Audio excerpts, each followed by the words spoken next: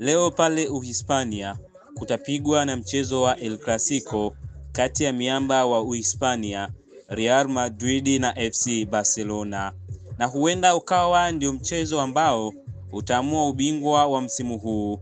Na hii ni kama FC Barcelona atashinda mchezo wa leo, ambaye ni kinara katika msimu wa ligi. Vijana wa Carlo Ancelotti wakikutana na wapinzani wao wakali kwa mara ya 4 msimu huu.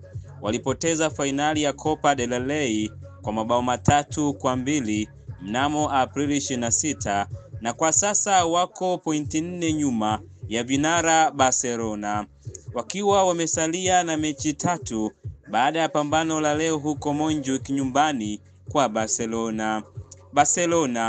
Wakati huo wanatumai kupata hueni kutoka kwa mchujo wa ligi ya mabingwa Ulaya dhidi ya Inter Milani siku ya Jumanne, na wanajua hata sare itakuwa hatua kubwa kuelekea kunyakua taji hilo msimu huu. Real Madrid ndio kinara wa ushindi katika El Clasico akishinda mchezo wa 105, wakati FC Barcelona akishinda michezo 103 katika kukutana kwao na kutoka sare 52 katika rekodi hizo. Mchezo huo utapigwa muda mchache hapo baadaye kuanzia saa 11:15 jioni. Je, leo nani kuondoka na ushindi kati ya FC Barcelona au Real Madrid?